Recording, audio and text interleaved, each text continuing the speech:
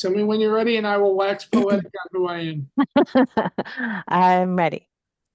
All right, hi guys. I'm Jim Mendrinos, and I've been an entertainer and a writer for 40 years, starting at the ripe old age of 19. Don't do the math. And I have written television. I have a book, The Complete Idiot's Guide to Comedy Writing. I countless stand-up specials and whatnot. I have coached and taught many comics and young writers, and that's about who I am. All right. Who the heck are you, Isabel? Hi, I'm Isabelle Pierre. I'm a writer, actress, and stand-up comic. Jim has taught me stand-up comedy. I've been doing stand-up in person for about 2 years. Yeah, but like stand-up in total for about 4 years, which means I'm just sort of getting my legs in it.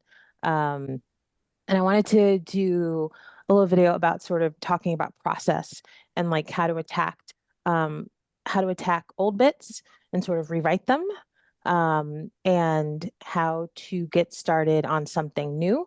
So right now I'm working on like new 3 minute bit, which we can do a little bit of like live work on a little later. But my first question to you, Jim, is how do you get into rewriting your bits?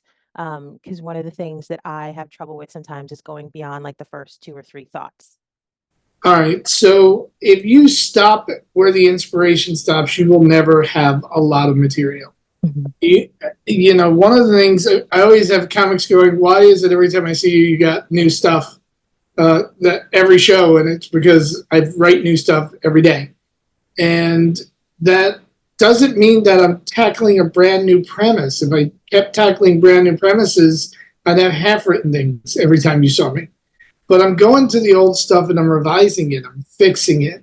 So I'm finding the stuff that, and my starting point for me personally, if you're talking about what I do for my stand up, is I start personally at the stuff that I'm most excited by, the stuff that inspires me to want to get my hands dirty into it.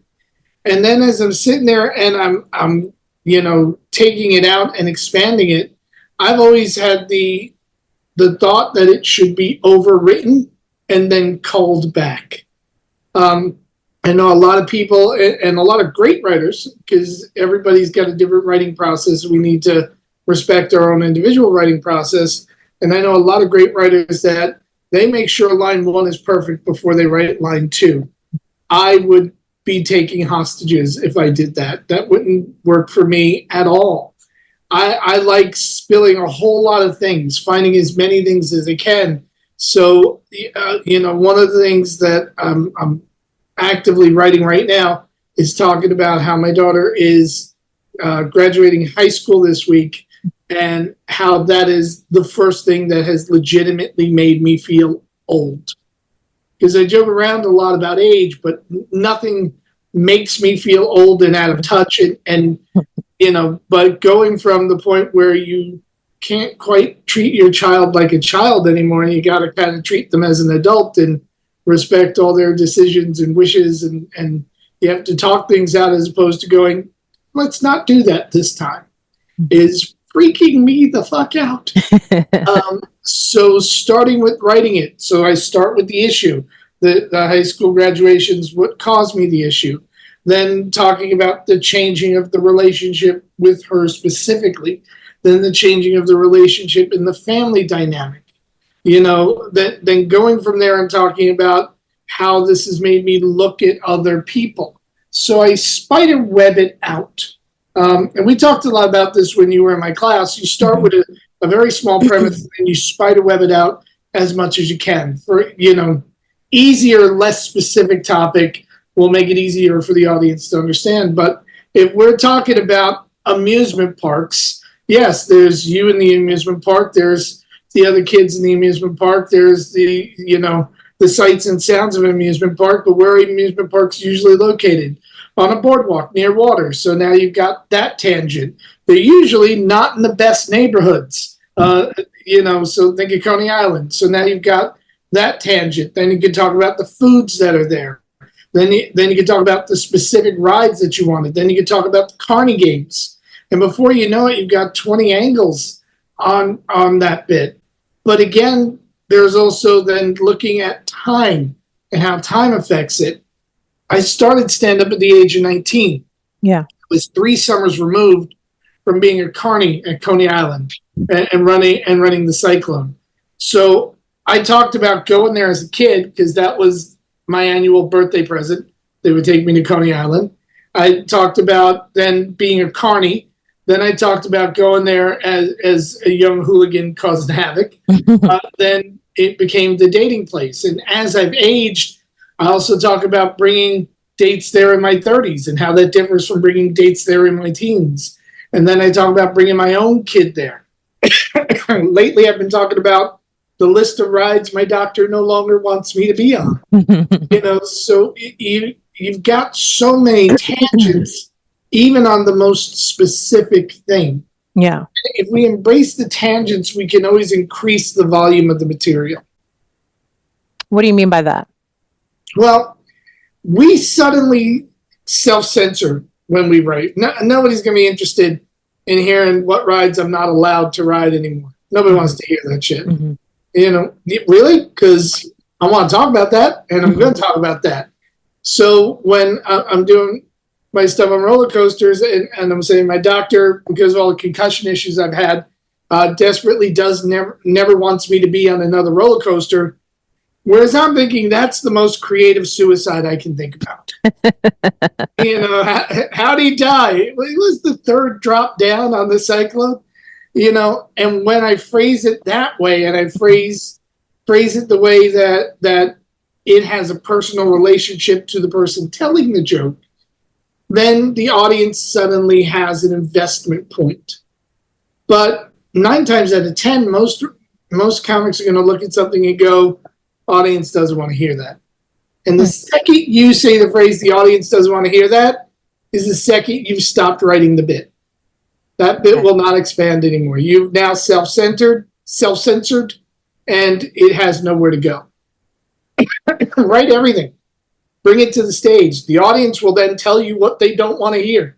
It's called not laughing at your shit. And sometimes you write something that you think is brilliant, and you bring it to stage, and the audience looks at you like, and not to do that anymore. But you're going to be surprised at how many of these thoughts that you first think nobody wants to hear, the audience actually does want to hear. Mm-hmm. I talked a lot when I teach stand-up, and I hope you remember this, that the audience doesn't actually laugh at the thing. They laugh at the emotion behind the thing. Take Richard Pryor setting himself on fire, and having a $3,000 a day freebase habit, and having to confess to NFL legend Jim Brown that he's an addict. Nobody has those human experiences. We can't relate to them. Mm-hmm. But we can all relate to pain. We can all relate to shame. We can all relate to an addiction, even if your addiction is mild.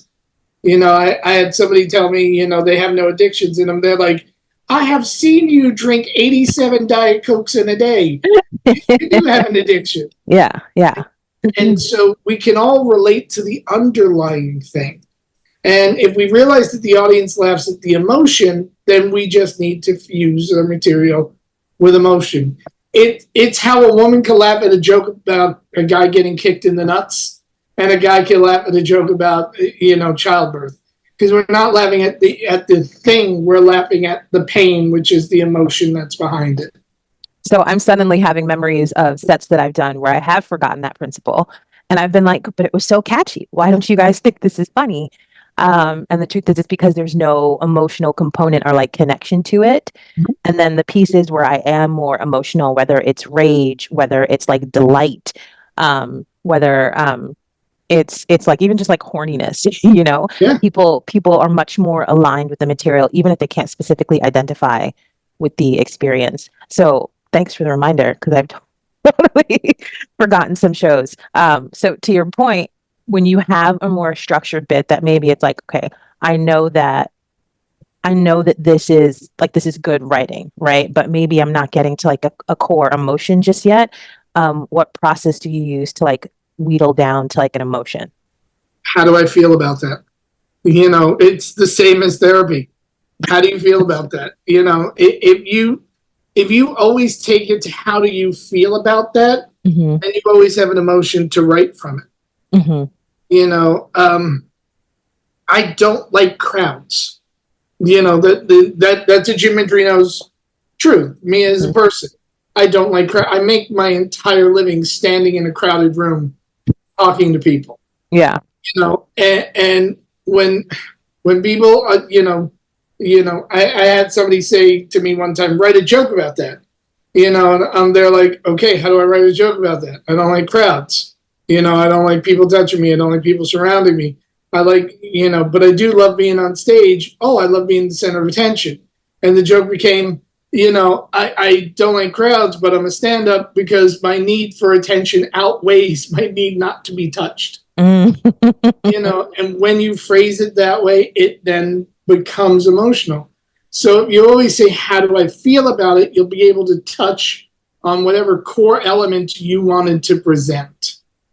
And that's how it's going to get. It's very rare that you're going to talk about the things.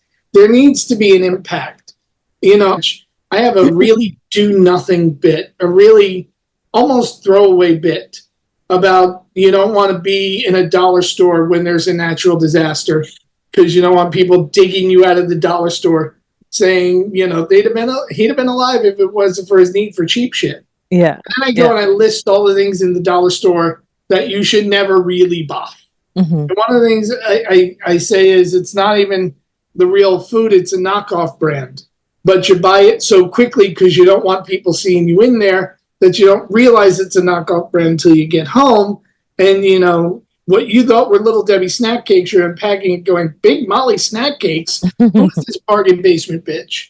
And, it is such a do-nothing line. It is such a stupid line. But because there's not only an emotional connection to me, the storyteller, but as I'm delivering it, I'm also emotionally connected at how offended I am that this has happened to me on more than one occasion.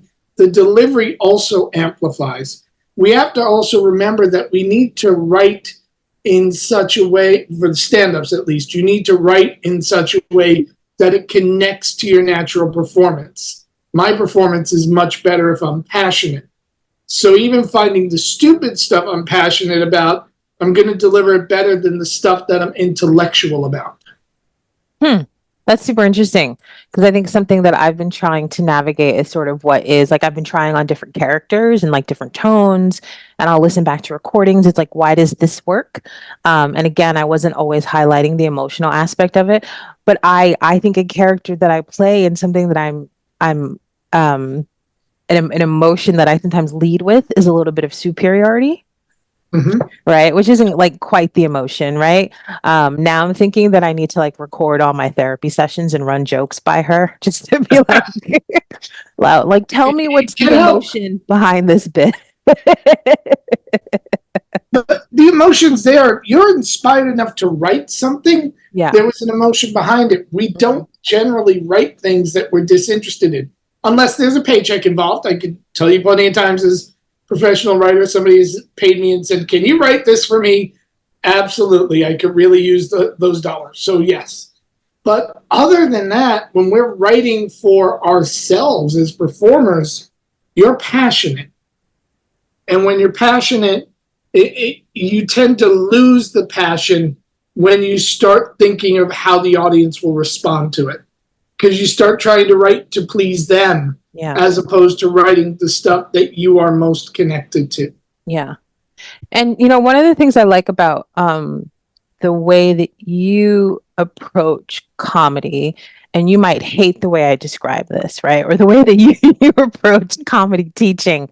I'll say that. The way you approach like mentorship and teaching is that like you encourage us to like write from like this whole self perspective. And I think the emotion is part of that. And then you're like, you can come in with the technical stuff afterwards. It's like, you're not like the technical stuff doesn't matter, right? But that can get refined over time. Whereas I find that there are other sort of comedy teachers who are like, start with compare contrast, start with the list of threes. And when you do, and don't say the comedy teacher that Don't mention anyone's name, please. I'll try not to. It's such a dishonest way to teach the art form. Mm-hmm. Because it's an art form. There's a difference between somebody who comes in and paints your house and somebody who creates a painting. They're both painters. They're not both painters. What we're trying to do is an art form, and I think a lot of the teachers, and not me slamming them, but a lot of the teachers, and I will slam this category, particularly the ones who have never set foot on stage. That's crazy to me. Just teach it theoretically. A lot of them have lost the vision of you generally want to be a public speaker because you feel you have something to say. Now, what you want to say could be Gallagher, I want to smash produce in front of multitudes of people.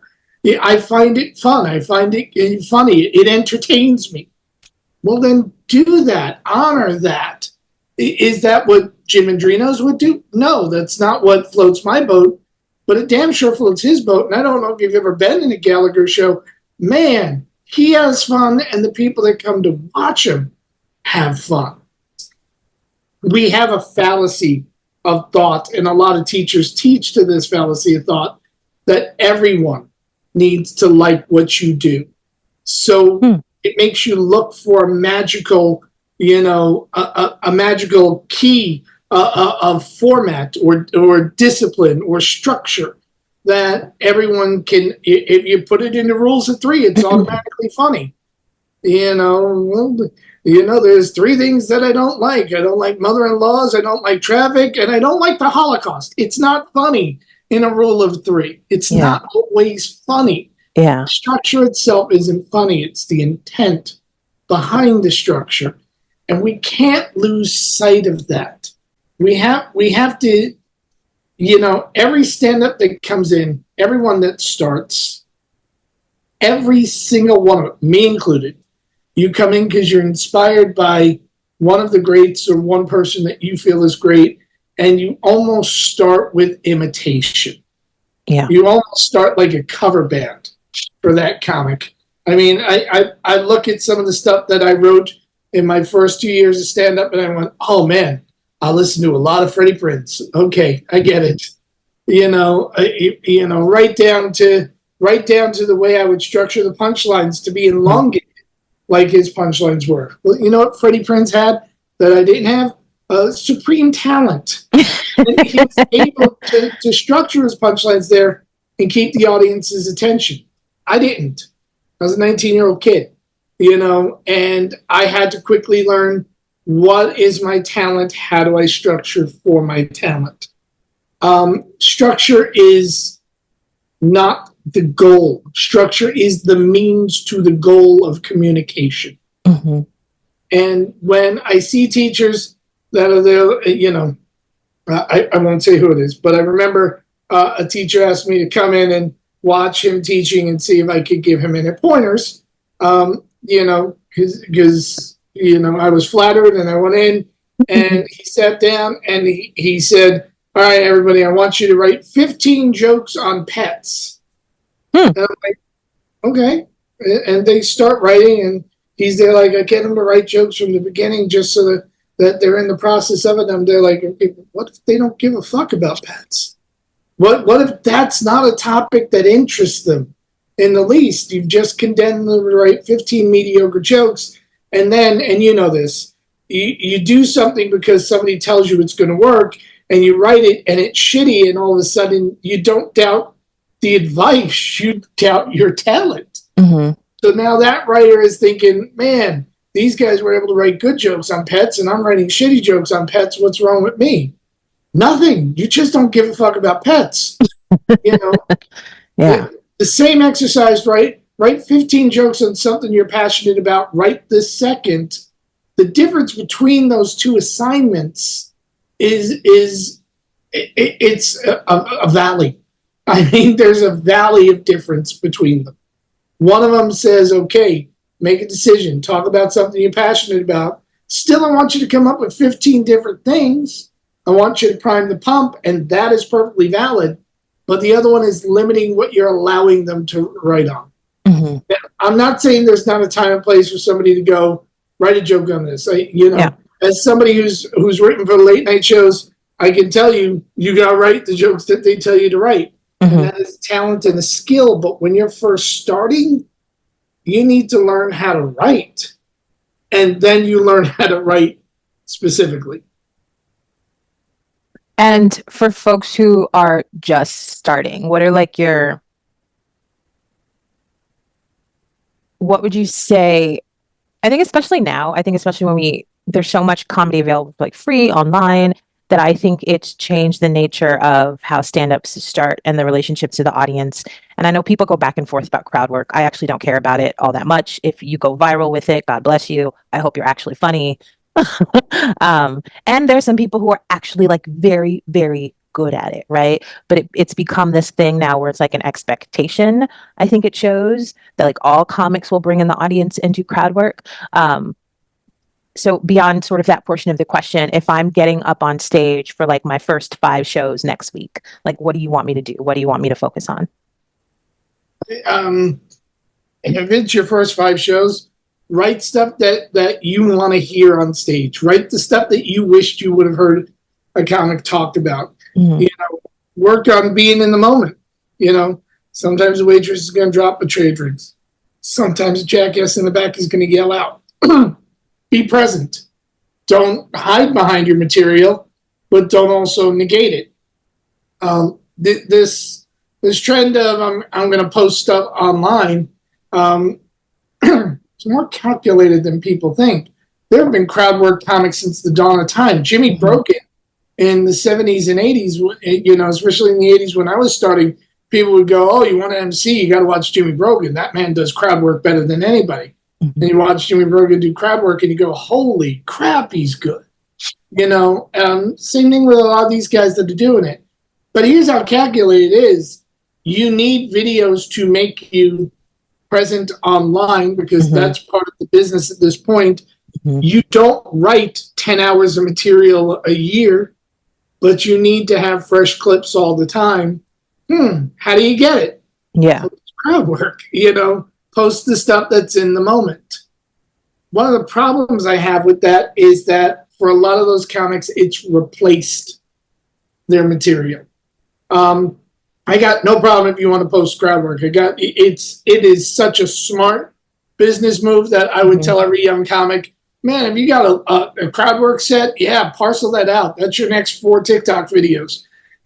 Absolutely, without a doubt. But also write material as well. Don't just do that because it gives you a big yield of stuff that you're able to put online. Because nobody wants to burn out their material. That's what it is.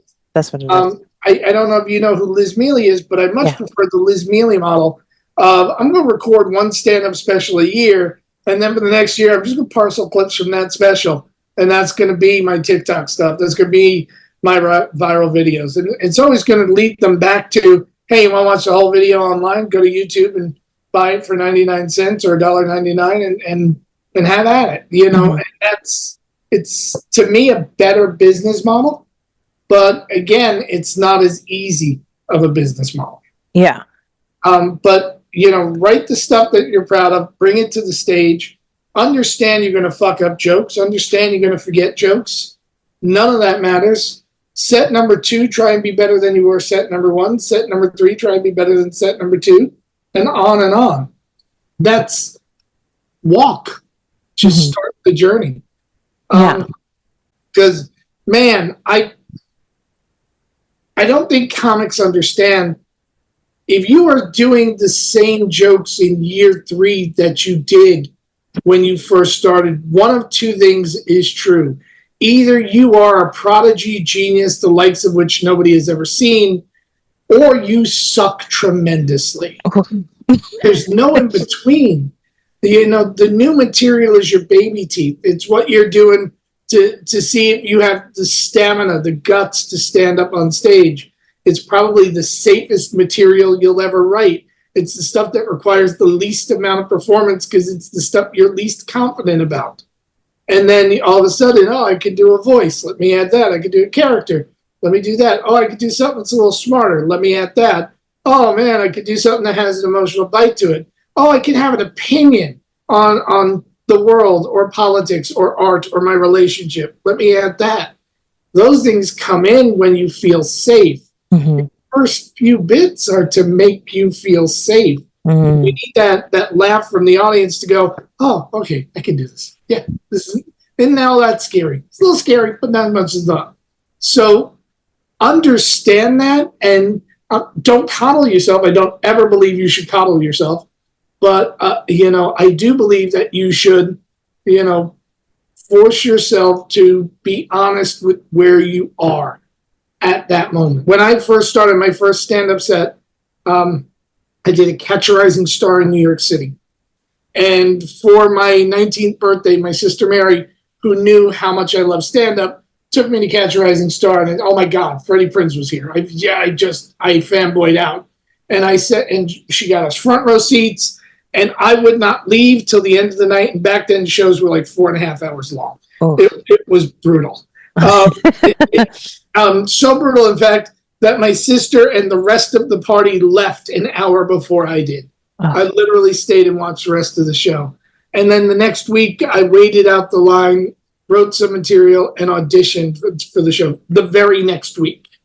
And I went up and I had prepped 5 minutes of material, and I'm very methodical in my approach. And I had been writing jokes for a British comedian beforehand, so I knew how to structure it.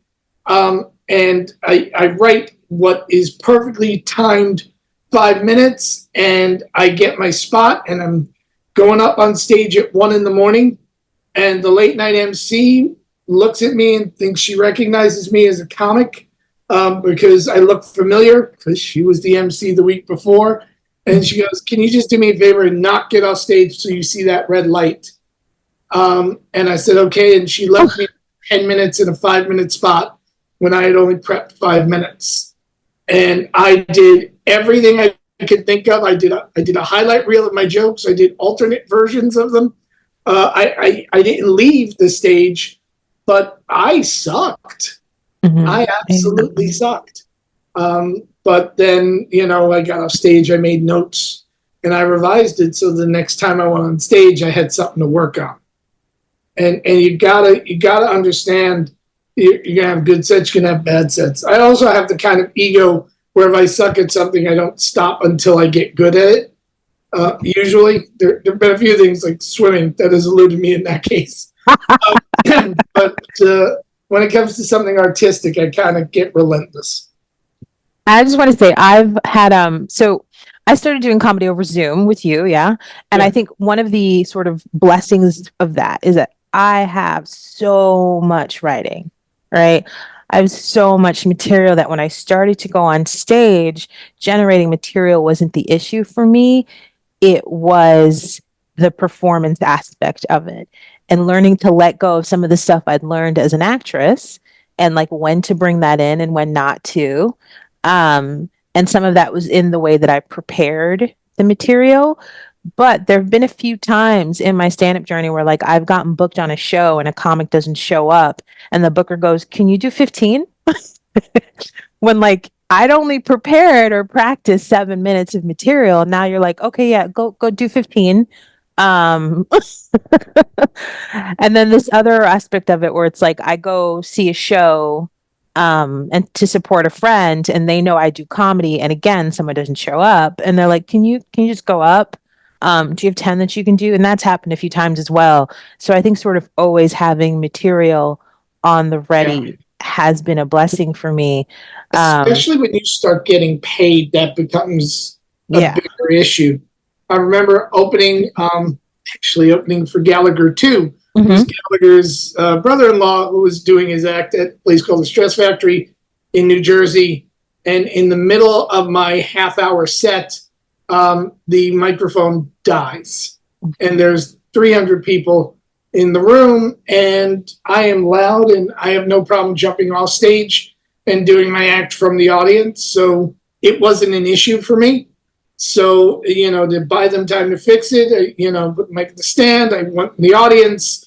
The owner went up on stage, tried everything, couldn't fix it, figured out that the cord died. They didn't have a replacement cord and actually had to send somebody to get it while I was on stage. And a note came up, can you just keep going till we replace the cord? And it was an hour and 15 minutes in what was supposed to be a half-hour spot opening. And I was really honest with the audience. And they're like, Gallagher's got performances. Gallagher 2's got to perform from the stage. He can't perform from out here with you guys. So you need to be patient. And kept doing my stuff. And everything comes out. And it is, you will remember bits that you wrote in your infancy when you're forced to do it. But it is a part of the job that nobody talks about. Being able to do, more time. And I had a very wise headliner when I was first starting to work. And I said, how do you know when you're ready to work? He goes, when you have enough time for the spot above you. Oh, okay. So back then it was the opener would do 15, the feature would do 30, and the headliner would do 45. So when you felt you had 30, you were ready to MC. When you felt like you had 45, you were ready to headline. And when you felt you could do an hour, that's so you could eat up one of the other spots. That's when you were ready to headline. So it was a really good, like almost mathematical approach to it. And I looked at it and went, oh, okay. And I just worked to make sure I had the material. So going back to the Freddie Prinze incident, where you say you didn't do well, but you did say that you took notes afterwards. Oh, yeah. And you have a supportive ego that wants you to do better. Mine tells me to go into a cave and never come out again, but that's okay. We don't listen to her. So what kind of notes were you taking for yourself? What worked, what didn't work, I took a lot of performance notes when I first started because I understood that I knew how to write, and I understood because I'd been writing for a British comedian that, actually a Scottish comedian, that I knew how to structure a joke. What I didn't, know was how I was going to respond to a crowd, which is odd because I was also, at that time, I was very much a theater kid as well. And I remember, Bill Hickey and all the guys that taught me, and you learn how to build the fourth wall. You learn how to fall into the scene as opposed to allowing outside influences. And then you get to stand up, and it's the outside influences are in the scene. They are part of the scene. And so you kind of have to unlearn a lot of the theater training and acting training that you have, if you have any, going into it in order to be able to perform. So I was taking extensive notes of things that surprised me. Like I've been in 20 productions previously. I usually could hear the audience before the show and the applause at the end, and I could never hear them during. I'm sure they made noise, but you block it out because you're so laser focused. Yeah. Because you're looking right at them, you hear everything. So I was making those kinds of notes, and oddly, and I remember this because I still make these notes now, how that affects the timing of my jokes. Because what I do is mostly storytelling. It wasn't back then, but it's morphed into storytelling. And storytelling is about being able to find that comfortable rhythm for that story. So if there are places where the audience is laughing longer or shorter than you expect, it can fuck up the entire story. Yeah. So for me, it's always that kind of note. Where are the surprises? Where are the landmines? Where are the things that I feel I need an issue with? I remember, and I had this hanging on my wall for a couple of years. The note was, I need to look at them. Because somebody in the audience yelled, "Are you ever going to look at us?" Because I was all over the place. And so that became one of the notes. Look at them. To the point where now I can make an audience member uncomfortable with how I look at them. And I've seen you do it. Do it if they're really drunk enough because it's fun. But again, you make the notes that pertain to how, for me, you make the notes that pertain to how you need to change the jokes, and you make the notes that pertain to how you need to augment your performance. Okay. Those are the kinds of notes that I did back then, and I still do to this day. There's also the self-congratulatory notes. Can't believe that joke worked so well. We all want our cookie on occasion. I'm not beyond saying I want a cookie, but the notes that I do, and I do notes on every set I do, those notes are to make sure that I'm constantly working on craft. And I think something that I've learned is sometimes when a show's going well, right? Like, how do I behave when a show's going well? How do I behave when a show's going not well? Because a crowd is listening to you and they're following you, but not necessarily laughing in places, doesn't mean that it's not going well, right? Yeah. Even though I want to laugh, and like, how do I overcompensate either vocally in my behavior with the mic? If I'm like leaning on the mic like this, oh, I'm uncomfortable, and I gotta like find a way to like ground and like get comfortable and stop using the mic is like a leaning post. I've noticed that. If I'm speeding through and I'm like, all right, I just want to get over this because it's not going well. Or like if I get a laugh in a place I don't expect and I start the next bit too soon, or I start a tag too soon, and it's like I haven't given them enough time to like sit with that. One of the most frightening things for any younger artist is silence. You know, that when you stop talking and there's nothing from the crowd, when you're focused on the crowd, it's, oh my God, I'm boring the shit out of it. And we have to realize as stand-up, the opposite of laughter is not silence. Silence is rapt attention. If I'm in the middle of the story and I get quiet, and I put it in intentionally. I have a story about winding up being the dad to a deer. And I talk about, I talk about how I fed the deer and I felt proud. I felt like I did a good deed for the day. And I stop at that moment and I let the audience feel that emotion with me, and when they're quiet, it means you have to right there. They're in the palm of your hand. The opposite of laughter is chatter. When they are talking to each other, that's when you know you suck. But, and not even when they're talking to you. When they're talking to you, they're just misbehaved. They haven't been out in public, but they're still giving you all the attention. It's when they're talking to each other. It's when in the middle of your bit, he's turning to her and going, what do you want to do after this? You want to go to this bar? You lost them at that moment. And we as comics fear that silence, and we shouldn't. It's a weapon. It's a weapon in our arsenal. Silence, movement, pausing, pacing. All of this are tools that we can use to manipulate the audience. And I use manipulate very intentionally. I bring the audience where I want them to go. We manipulate the audience. That's part of our job. Use the tool. Use the tool that's available to you. Is it frightening as shit? Oh, yeah. Oh, hell yeah. But is it powerful as anything when you do it? Yeah. There's a comic who is well before everybody's time, Rick Aviles. He played the murderer in the movie Ghost. Can you say the name for me again, please? Rick Aviles. Okay. And he used to tell a story about scoring drugs on the Lower East Side.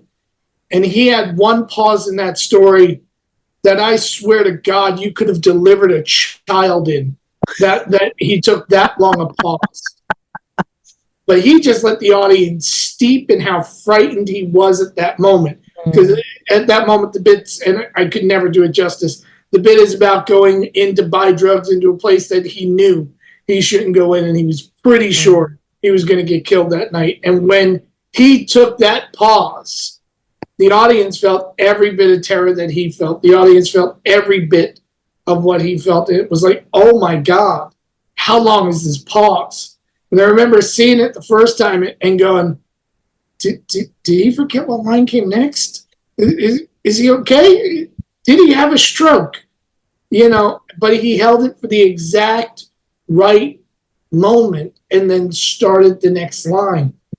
Man, that's not just an artist. That's a maestro. That is somebody that has a hold over this craft that other people can't comprehend. If I live to be 1,000, I will never have instincts that good. And, he had them. And there's something to learn from it. Use that pausing, embrace it. Yes, I know it's scary. I know it's absolutely scary. But man, when you use it correctly, your next joke will explode because the audience will feel such a release. Nice. Newer comics, sometimes we all get hyper focused on like, leave the mic stand still, take the mic out, when to move, when not to move. How physical to be, how physical to not be. A note that I've gotten is that if I'm going to say I'm an actor on stage, then I need to like act on stage. Me is hard. I'm encouraged to act on stage, whether it's like vocally, whether it's like physically. But that was definitely a note that I've received more than once. And not from you. I could see the face that you made. It's bullshit. But it's I guess it's something that's like intriguing people. It's like if I'm a plumber in my day job. You need to be a plumber on stage. Well, if you have this party trick, I guess people just want to see it, right? But I hear notes like that, and I'm like, sure. But I also I do want to try like being more physical if I'm a bit more cerebral. So like, how do you, if at all, map out those moments in your process, in your sets? I kind of want to address two things. Let me go first for exactly what you asked. How do you map it out on stage? You figure out where you're comfortable. I annotate my script. I annotate when I do the jokes, I do it naturally for the first few times. I record it, video record it, and then in watching the recording, if there's physical movement that, I think I do well, I put it in the script, into the pages, into the bit, just like I would a script. If there's things that come to me that I think are good, I annotate it and put it into the bit, into the script, so that it's there. When I go into the memorization, I can memorize it and do it that way. Great, that works. That works for me. It may not work for you, but that's how I do it. You need to start with what you're comfortable doing, and then your comfort level should also be indicative of what you do well. I'm really good vocally on stage. Volume control, up and down, accents, regionalisms, all of that stuff works really well. I, most of the time, will stand almost center stage and either hold the microphone or leave the mic in the stand and do my bit. Every once in a while, I'm leaning on it when I'm really casual and I'm really comfortable in a room. But there's not a whole lot of movement performance that I'm doing except in some specific bits. Because I don't move as well on stage, as a lot of other comics. And as I get older and I have some more medical issues, it's getting a little worse. So I'm also compensating. I can't do this anymore the way I wanted to do it. There was a thing I used to do where I used to jump on stage, and nope, that's right out at this point. My knees have warned me not to do that. I'm having a right shoulder problem. So there was a thing where, I talk about tossing a ball. I can't really do that motion without wincing on stage. I did it once on stage, and I watched tape, and it looked like somebody punched me in the face when I did it. And so I now, instead of doing the full extension, I do that. And just, so all of it, it's done also to keep an eye on the visual picture. Okay. So it's annotated and it's putting together the visual map. Everyone in the industry's job is to do two things. One, to make you right for their venue, their room, their opportunity. And two, make it so that you are not confident enough to ask for a raise. If you think you're good and you want money, you're doing non-paid spots, and you come up and they see you walking up to them. If they just stop you before you say anything and say, you need to do more acting stuff on stage. You mentioned you're an actress. We need to see more of that. It's not complete. Well, now, are you going to ask for the paid spot that you were walking up to them to ask for? It's a business thing. I remember auditioning for a television show, and the person that was auditioning me said, change these 3 jokes this way. 2 nights later, I auditioned for another television show. 2 of those jokes were mentioned to me, and they wanted them changed a different way. Yeah. Because for their venue, for their opportunity, these things were more correct in the way they were telling me. So understand that any advice or criticism you get, not just you, but every artist, any advice or criticism you get is based on, the person giving the criticism, tailoring you for their opportunity or making it so that you are more cost effective for them. Now, are there times that you're going to work with an agent and they might have a bit more of a broad outlook, or a manager and they might have a bit more of a broad outlook? Yeah, but I would argue that the agents and managers are also gearing you to be the best possible product that they can sell and make their money off of. Yeah, as well. For sure. Peer-to-peer also doesn't work. I've told this story in class, so you guys have heard it before, but it's a great thing for the audience to hear. When I was a young comic, I had written one of those bits that's a comics bit. For those that don't know what a comics bit is, it's one of those bits where you do it and every comic rushes into the room to hear it and laughs hysterically at it while the audience looks at you like you violated their Thanksgiving dinner. I mean, it's really just one of those things where everybody in the audience is offended, every comic is entertained. And I remember doing that bit one time at Catch a Rising Star, after I started working there. And as I get off stage, I feel a bony hand grab me and pull me into a dark corner. And I look, and it was George Carlin. And George Carlin was there like, man, that bit's great. Here's why that bit's great, but you're not doing it right. Let's rewrite it. And we walk downstairs into the basement, and I'm just sitting there with George Carlin like, holy shit, I'm in the room with George Carlin. And he is showing me how to rewrite it. He was very giving. He was very sweet, and rewrote the whole thing with me. And I tried to do it exactly the way he wrote it because it was brilliant. I don't have George Carlin's talent. Yeah. I don't have his delivery. It would have been absolutely breathtakingly brilliant if George Carlin were doing it, but for me, it was a pale knockoff. I looked like just a the dollar store version of George Carlin trying to do that bit. He also was in his 50s at that point. I think I was 20 years old when that event happened. I also didn't have the gravitas on stage for the subject matter. And it was a great lesson to learn. I can't think of a comic I respect more. I can't think of a comic that I would have rather turned to and say, hey, can you help me with this bit? And it didn't work. Larry Miller, who has, in my opinion, the only comic I've ever seen that has 2 closing bits. It's the only comic I've ever seen that developed 2 closing bits. A closing bit is so good that no matter what you do after it, it will fail because the audience just wants to see that. Okay. He has a bit on aging. He has another one on skiing. He can only do one of those bits each night because if he does one, the other one will fail. He's the only comic I've ever seen that's good enough to do that. This man has pulled me aside and helped me rewrite things 20 to 30 times. Again, nothing but tremendous respect. It doesn't work for me.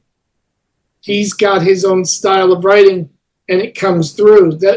That skill to get into another writer's head and another writer's rhythm and help them with their material isn't as good as people think. So when you're getting advice, you do have to ask yourself, okay, this advice, is it doable for me? Yeah. Will it work for me? I can also point to the other side of this coin, which is, great. I can point to comics that I don't have a great deal of respect for what they do on stage, and they pulled me aside and have given me a joke or a tag or said, hey, why don't you talk about this and that bit? And I go, holy shit, they're right. That's amazing. It matters do they get it and can they hit your rhythm? So I forgot what sparked this next thought, but it's probably something you said a couple minutes ago. Thinking about character, thinking about clubs, thinking about sets, something that I'm running into now, sort of at this level, is there are certain jokes that I feel like if I say, because of how I'm perceived, the audience doesn't take it seriously. So jokes where, like, if I'm in the victim position, it's hard for people to sort of receive that, right? There's like that element of it. I'm like, for the audience, I'm like, I'm 5'9", I'm plus size, like people have a hard time sort of receiving a joke where like I'm in the victim or like lesser than position. And then now it's like standing in whatever the material that I'm sharing, no matter the room, right? So we've talked about this before. Like there are certain rooms I go into knowing I'm going to vibe more with some people. And there are certain rooms I go into knowing this might be a little harder to get them to relate to me. So as a comic, where should I be spending more of my time? Should I be spending some time in the rooms where it's going to be harder to relate to me?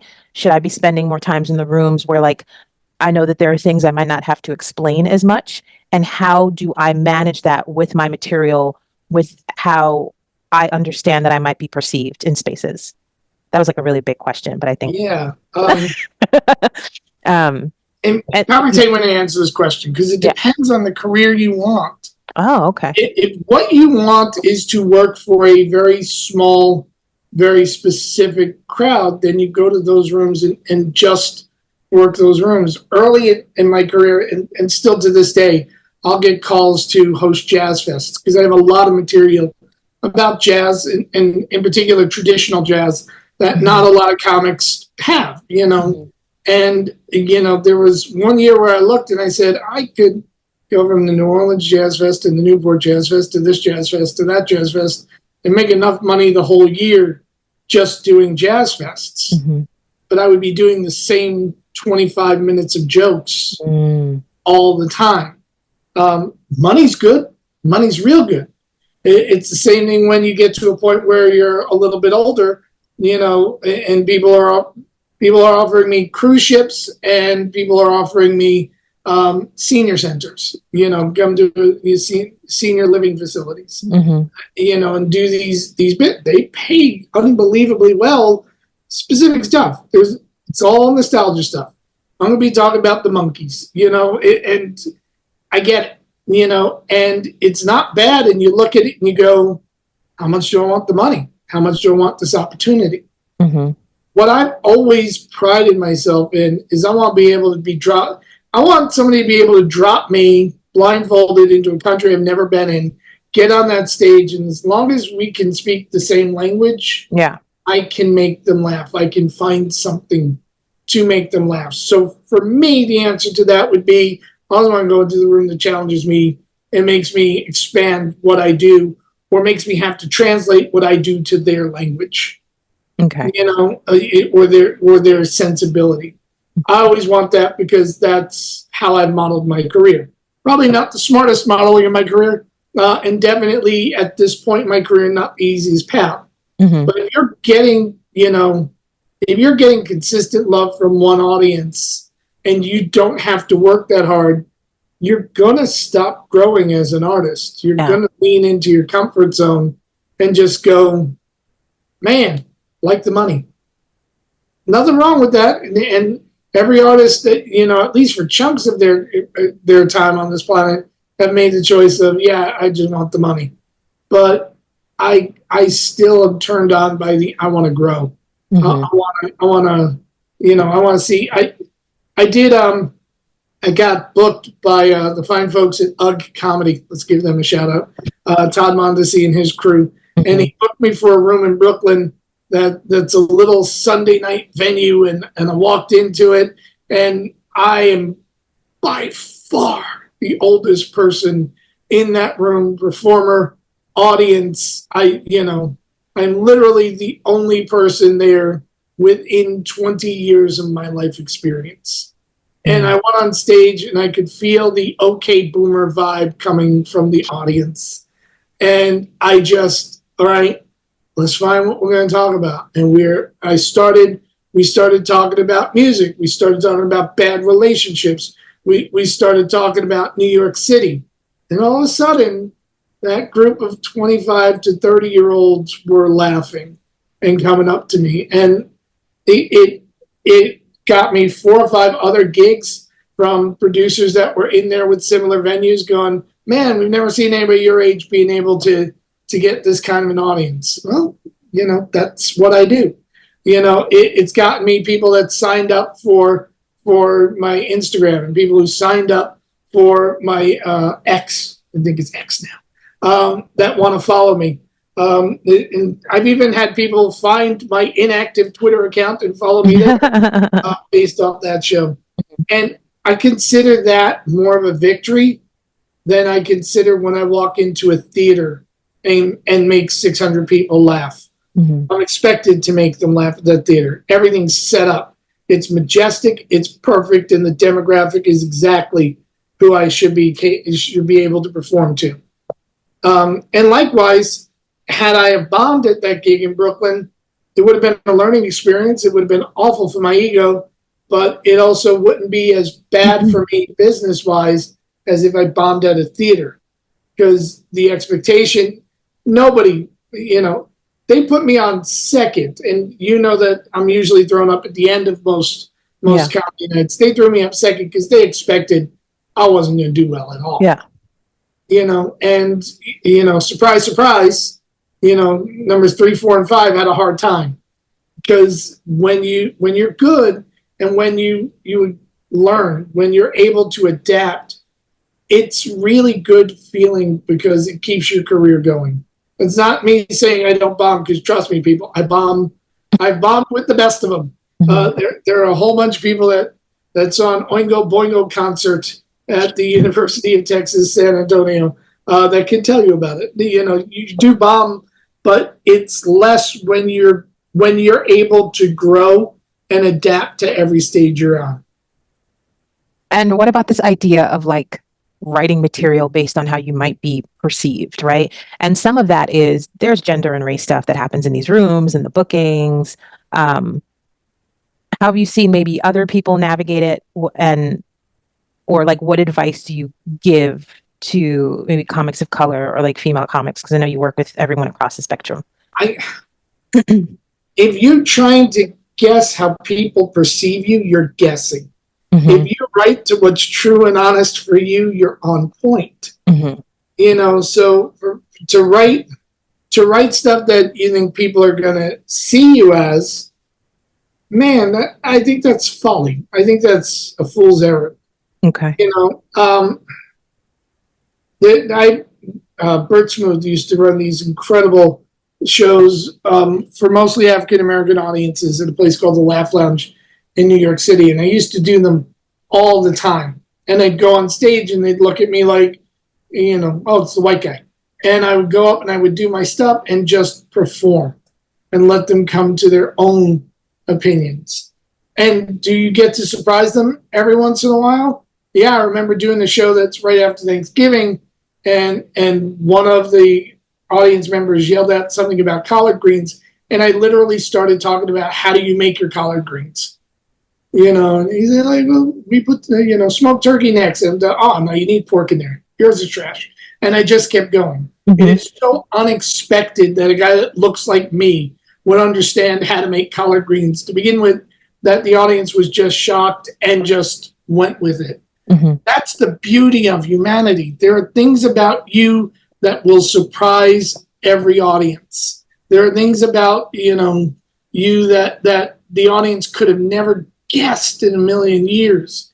And those are bonding points for an audience. Those are things where the audience hears them and sees them and goes, wow, wasn't expecting that. And those are strong points. Yes, the industry is, I can't even begin to tell you how many times I've heard a booker tell, an African-American comic, can you sound more black? And I want to beat them with the stick. What do you mean? Because not everyone has the same experience. Even within a culture. I grew up very, very Greek. My dad is as Greek as you can get, and yet I don't fit that stereotypical Greek culture. Mm-hmm. I don't speak it. I don't, hold it as sacred. as other people because I'm my own person. And, things changed. So we need to understand that. Yes, everybody in the industry is going to push you to the easiest thing for them to understand. Okay. You're a black woman. Could you talk about a black woman's experience? And then if you did, you'd probably get, man, our audience needs more than that. It's too specific for our room. Again, you can't just guess. But if you have something that's honest and it is inherently female or inherently African American, do it. Write it. Find that emotional core that's going to make me, the old white guy, understand it and laugh at it. Find that moment. And you can. It's easy to do. But there is one person who gets to dictate what is in my act. That's me. Everybody else can have an opinion on what they like. Sorry, it may not fit, because this set is going to be what I most want to do this set. And now the business model that I've run into, especially at the more established clubs, is like a ton of like bringer shows, right? I've done a few. I'm on the fence about doing more, but there are a couple clubs that like I want to be sort of auditioned for. What's advice to like newer comics on these bringer shows? Like how should we be managing getting out there and getting stage time, and not just stage time and open mics in front of other comics?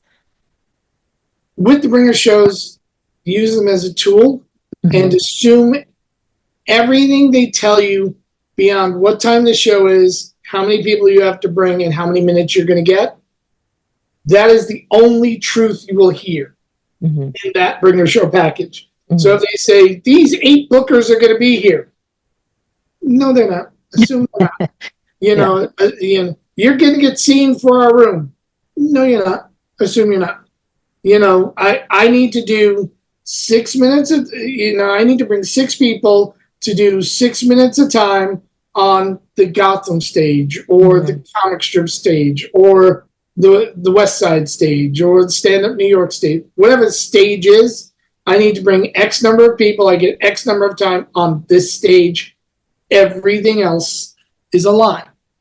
If you come at it with that point of view and you weigh it and you go, okay, is it worth me doing, a Tuesday night at Gotham where I have to bring 10 people for 5 minutes?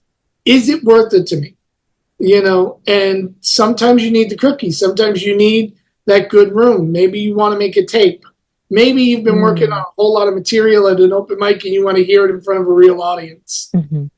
And then it's now a tool in your arsenal. But, whenever they dangle that carrot of, our booker's going to watch you, I'm a little suspect with that. Okay. Because here's the thing. If you just brought me 6 people that each paid a $10 cover and had a 2-drink minimum, New York City drink prices, that's a minimum of $35 a person. Yeah. All right. You gave the club $210. Yeah. If I pass you and you no longer bring those 6 people, even if you're doing your set for free, I am now making $210 less. Yeah.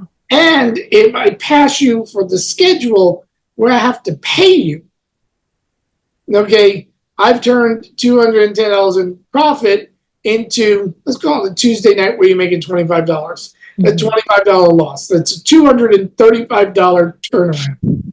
So just basic economics, would you as the club owner want to pass somebody who's a consistent bringer?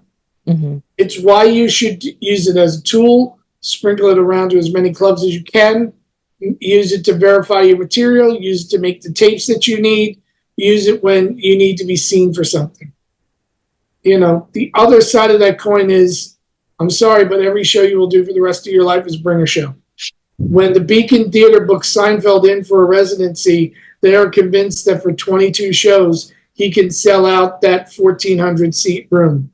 That's why he's there. If they didn't believe that, he wouldn't be hired. As much as they love him, as much as they think he's great. Nobody's in business to lose money. I hadn't thought about that every show you ever do will be a bringer show. Because even the shows that like, tried to produce or sort of sign up on, the expectation is that I'm going to bring people. So the thing that I've been sort of working on is like, how do I sign up for bringer shows and introvert with like 3 friends? And let's be really honest. Even if your friends love you, most of those bringer shows have at least a small component of comics who are not good. Yeah. And when your friends come and they see a 2-hour show where they loved you, they loved 1 or 2 other people, but then they saw 9 people that really filled them with existential dread, are they going to come back and see you again in 3 weeks? Mm-mm. So we have to be very careful with how we do it. Mm-hmm. Mm-hmm. What about festivals? I was doing festivals for a while to test my material in different markets. Mm-hmm. And what's your relationship to like going like a more festival route versus trying to do bringer shows at local clubs versus like aiming to get past at a place? They're all different ways of like. You should be doing all of them. I think you should be aiming to get past the places. I think you should be, doing as many festivals as is comfortable for you. Mm-hmm. Festivals do 2 things. Number 1, it brings you to a new market, so you do get to test and see how you do. How am I going to do in the Midwest? Well, go to the Midwest, do a set, you'll find out. And because it's not a bringer show, because generally speaking, the festival organizers are trying to get an audience of locals, you get a good reaction to it. But the other thing festivals give you is community with other comics. Mm-hmm. And that community with other comics really helps you. It's how you talk about gigs, how you talk about bookers, how you find out where people are going. Hey, I need headshots. Who do you know that does headshots? I'll try this person. Oh, you know what? I think I want to work on my voice. Anybody know a good, voice teacher? Oh, try this guy, this girl. Those are all things that you get from networking, which are really important. We're a small community, and when we get into places like festivals where we can actually have some discussion, it gets really good, and you get some rich advice, plus connections to other human beings that are doing the same thing. So when you're having that shitty time at a gig, you can pick up the phone and call and say, man, I can't believe how shitty this is. That's all important. The other thing I would add to that list of 3, and that's a great list of 3, get booked in your local city, festivals and bringer shows to augment until you get booked. I would also add produce your own stuff. Mm-hmm. If you have control of the stage time, you'd be surprised how many reciprocal gigs you're going to get. You just got to be a bit of a dick about it, and understand that you're not producing to be the world's greatest producer. You're producing for opportunity. Mm-hmm. So I want the stage time. I want the opportunity. I want the reciprocal gigs. So maybe, yes, you're going to put a comic or 2 on that you think you're going to knock the house down. But if comic number 3 has 11 rooms that they can book you on, suddenly they're on the show, even if you don't really respect what they do. Yeah, I would love to have another conversation with you specifically about producing in itself. I think that would be sort of like a really great follow-up. How can people find you and learn from you, learn with you? To find me, just go to worldsbestcomic.com. That's my website. Follow me on Instagram, Mendrinos in Exile. That seems to be the way most people are getting in touch with me lately. If you're interested in learning, you can literally just pick up any of the means and contact me, and I will let you know how to do it. I'm teaching a stand-up class in Atlantic City coming up soon. Oh, cool. Yeah, that's going to be fun. But also, the easiest way to get stuff right now is I have a thing called the cheat codes. And it's writing cheat codes. And have them in a lot of disciplines, including stand-up. And the stand-up discipline, it's a really great concept in that the key to writing is to keep the pump primed. If you're writing every day, you're never going to want to write. You'll always be able to produce. You'll never have those moments where you pull out the notebook and nothing comes, because it's part of who you are. It becomes part of your DNA. So I created the writing cheat codes in that every day in your email box, there is an email, and it is a daily writing prompt / mini lesson.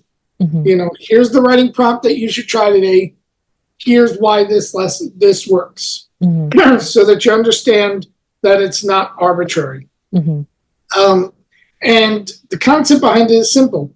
If you're writing well that day, just keep it on file. Save it till you need it.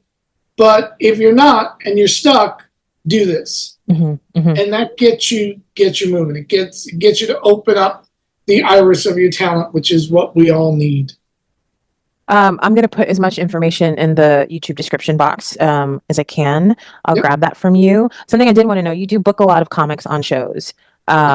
What is like a pet peeve of yours as you're booking comics? If you book a comic who doesn't do well, do you remember their worst night forever and ever and ever? These are the sort of questions that I see comics ask around, like, are you never going to book them again?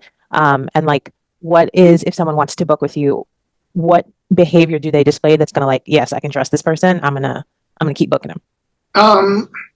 I don't care how somebody does in a room. If I book somebody, I think they're funny. Okay. It's just that simple. I will stop booking you if you're a dick. I hate to put it that directly, but I had a comic that I booked at a show, and then he yelled at a waitress. And I'm there like, no, not when my reputation is tied to it. And if there's a problem, if she's really giving you a problem, come to me and I'll help you fix it. But the second the voice got raised, it's like, okay, we're done, because I'm not going to risk that reputation. Because especially because I tend to book things in established rooms as opposed to booking things in new rooms. It's not like I found a bar on a Tuesday that's doing a show. It's, Greenwich. There's another one I'm working on with the established New York City rooms right now. Once those things get moving and I book you into them, if you cause trouble with their staff, that I'm going to get the phone call. Yeah. So that's the line. As long as you don't cause a problem. If you have a bad set, everyone has a bad set. You're there because I think you're funny. What do I look for in terms of a comic? I'm looking for somebody to have something that's unique and a style that is a bit more unique than I've seen before. Less cookie cutter and more original personality. That's what I really do look for. It does also help if I genuinely like the person, because if it comes down to, I think comic A and B are funny, and I wouldn't mind spending 3 hours hanging out with comic A, then comic A's on the show. It's a tiebreaker. But if I think, comic B is funny and I think comic A is mediocre and they're both available and I really like hanging out with comic A, but comic B is the better choice, I'm probably booking comic B. The first line is, you got to be funny. And I think that's the way most bookers look at it. Best way to get a hold of me, just any of the socials, Facebook, Instagram, just contact me and say, hey, I want to work for you, and I will try and find a spot for you if I can. And I'm also really direct. There have been people that have said, hey, can I work with you? And I'm there like, you know what? I don't think you and I are a good fit together. Okay. So let's not, I don't waste people's time. You do not. Yeah. Waste my time. Facts. Thank you so much for chatting with me. We'll do it again. We'll talk about producing and hosting and all that stuff, that other portion of comedy.